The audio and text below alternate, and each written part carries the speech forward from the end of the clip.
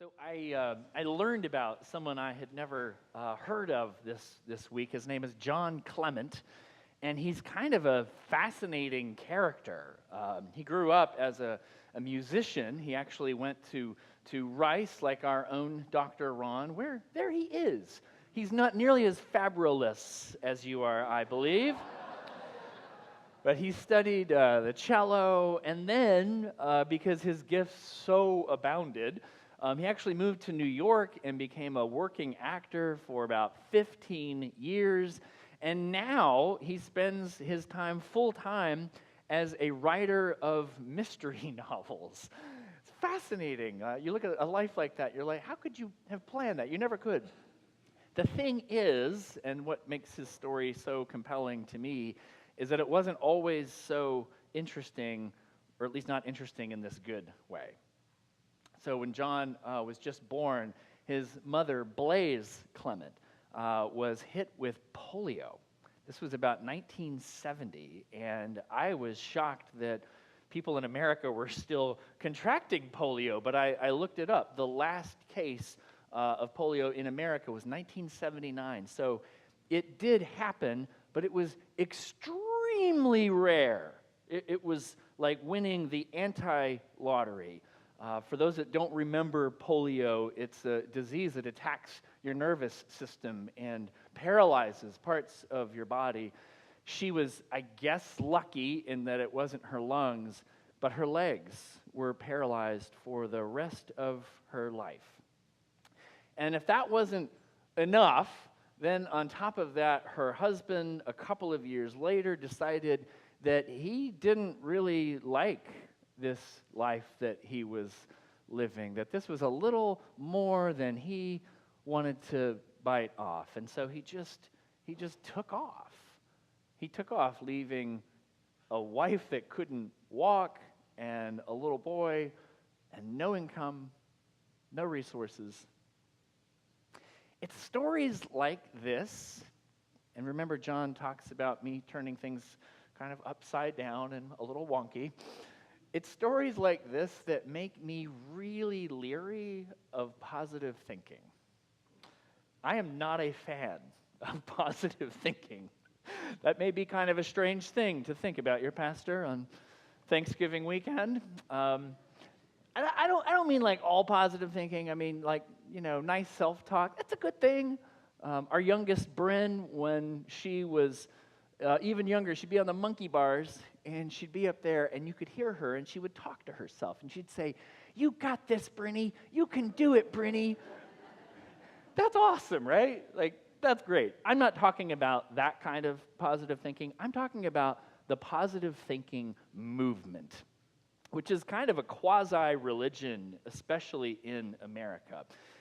In the church, there's a certain kind of abundance theology that we think if we just pray enough and think the right things that, God will just give us everything that we want and spare us from any harm. In the secular world, we call it the laws of attraction. And they say it's not so much that you have positive thinking, that's good for you, but it actually controls your reality. That if you and your attitude are happy enough and cheerful enough and right enough, then somehow the world around you will conspire and make everything in your life good and actually get rid of and completely erase all of the darkness. And I remember when I first came into contact with this kind of thinking. I was 13 years old, and I had a teacher at my junior school. Her name was Mrs. Hopkins, and I can never forget her. Mainly, she had a fascinating look. This was back in the day when everybody permed their hair, and she dyed her hair this really bright yellow color. And it was a tight perm, so it looked kind of like a yellow Brillo pad. She had these enormous glasses. Do you remember those from the 80s? They were like windshields. And then, I don't know why we did this back then, but she decided to pluck out or shave all of her eyebrows, and I would stare at her during class, and she would just draw them on with a pencil. She was fascinating. The entire class, I don't even remember what the class was called at this point, but the textbook was mainly from Zig Ziglar. I don't know if you've ever heard of Zig, but Zig was one of the fathers of this positive thinking, laws of attraction movement, and we were inundated with his phrases like, you want to avoid stinking thinking. You know, if you're negative at all, then you have stinking thinking. And we got great posters like this one. If you don't see yourself as a winner, then you cannot perform as a winner. And, I mean, it's fine. Like if you're learning how to play Parcheesi but it's glib. It's glib or even cruel if you try to take this kind of thinking and then apply it to real life. Like, can you imagine ever going to Blaise Clement and going, oh my gosh, polio. What, were you not positive? Were you not thinking positively enough? Can you imagine going to John after his father decides to leave the family? They grew up with nothing. And say, were you just not seeing yourself as a winner that all of that happened? Insanity, right? We would never say those things, I hope, to someone. It was at this time, too, this was just bad timing for poor Mrs. Hopkins, that on Saturday Night Live, the now disgraced Al Franken created the character of Stuart Smalley, who's a parody of this kind of movement. If you know Stuart, he would end every segment going, well, I didn't have a good show. I'm kind of sad about this. But then he'd look at himself in the mirror, and do you remember what he would say? He'd say, but doggone it, I'm good enough, I'm smart enough, and doggone it, people like me. And I knew at 13 that if you have to tell yourself something, it's probably not true. If you have to tell yourself people like you, probably they don't. Like if a bank opened up in Tualatin in the next week called Honest Dave's Bank, you're not going to be bringing your money there, right? People who have to tell you how honest they are, how smart they are, you think, really?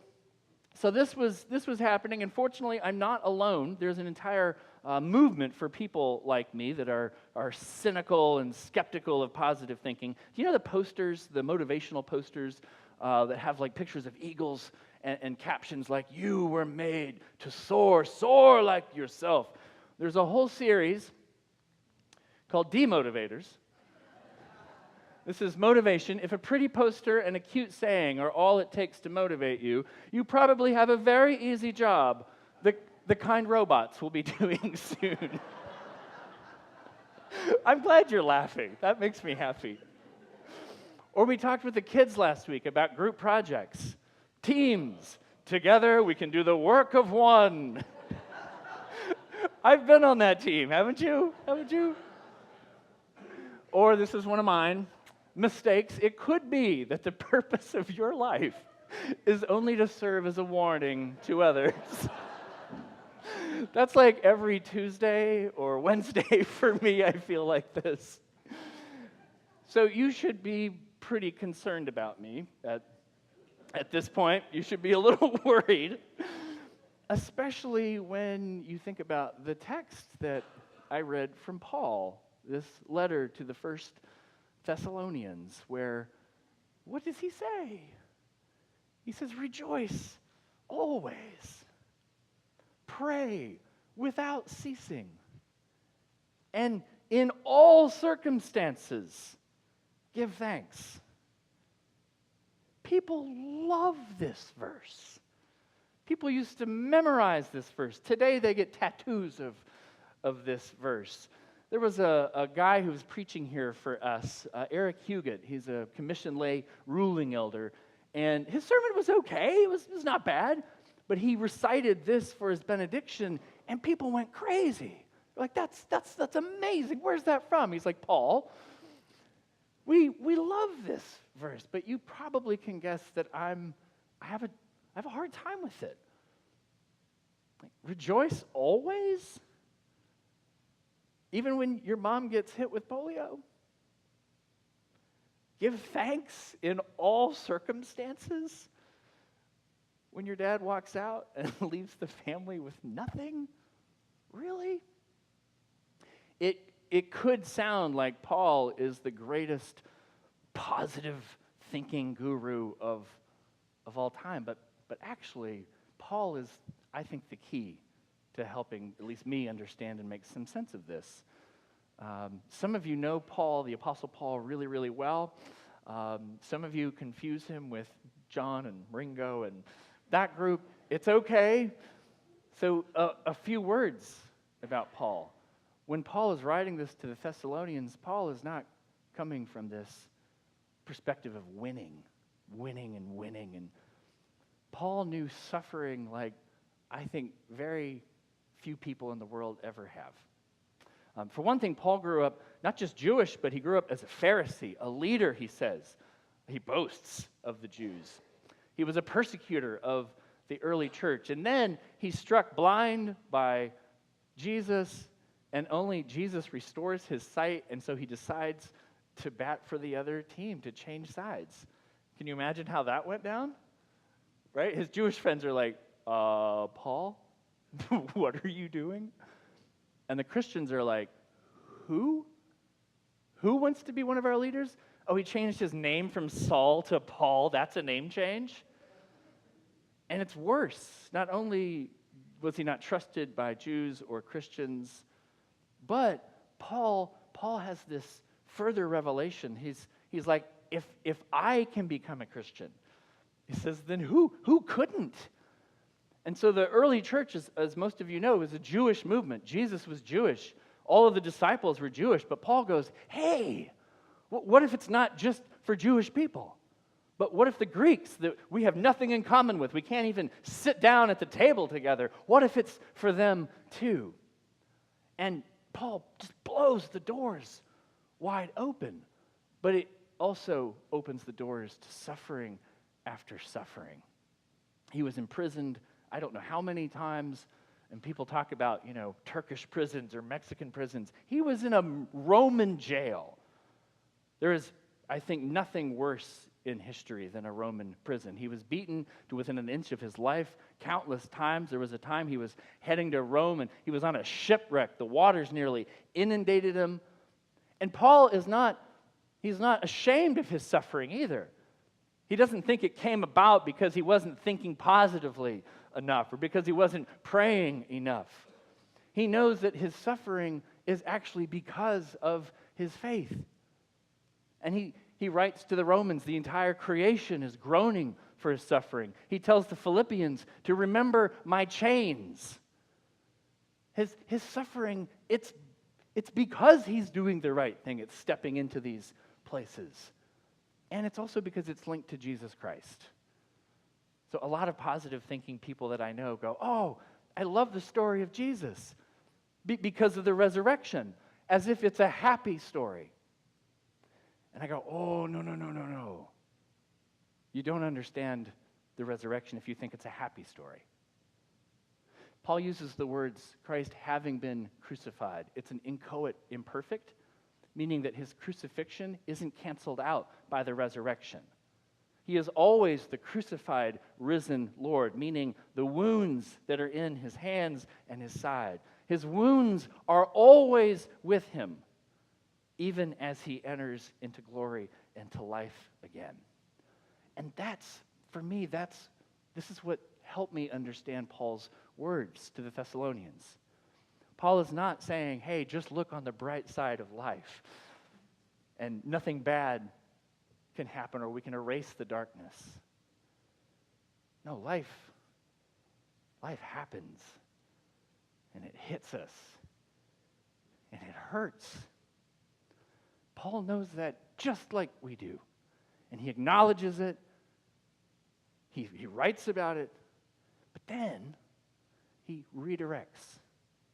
He says these dark things, these painful things that happen, yes, they happen, but we also don't have to only dwell on them. There are points of light. There are places that give us life, and we can turn ourselves towards them. It reminds me of my favorite kind of prayer.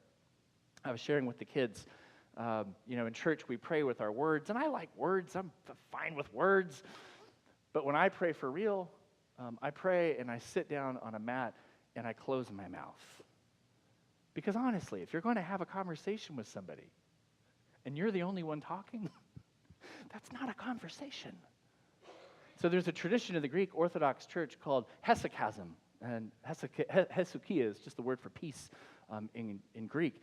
And in hesychasm, we sit down, and as I do it, I imagine Jesus either next to me or I imagine him right in front of me, and that's how I normally do. And I imagine him smiling a kind smile and directing towards me grace and warmth and love, and I just sit there.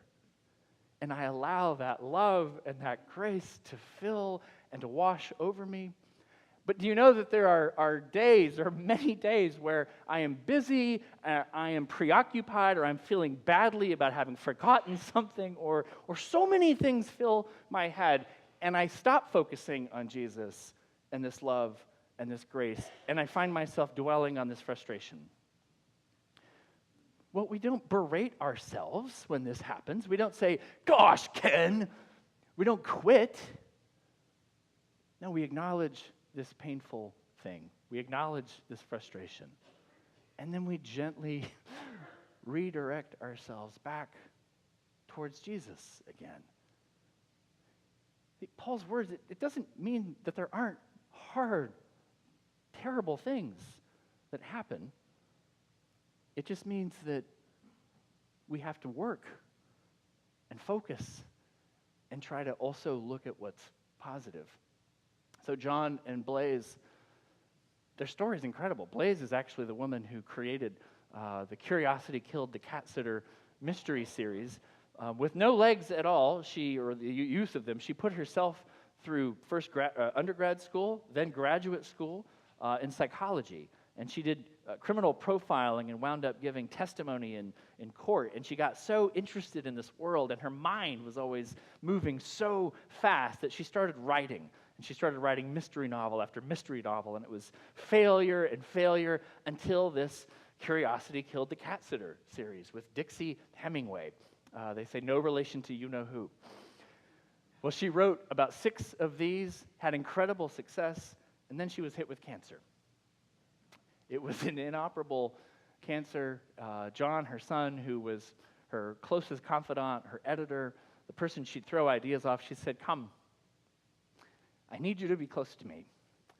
And he just quit his life and moved in with Mom and was there for her last hours. And what became her deathbed, she said to him, "I want you to continue the series."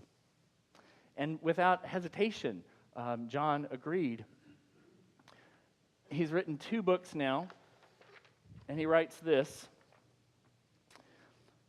"Mom died, but her character, Dixie, lives on. She poured her heart and soul into each book, creating over time a world that was purely fictional, but rich with honesty and real life, joy, humor, love, and yes, sorrow. John's mother's paralysis never went away.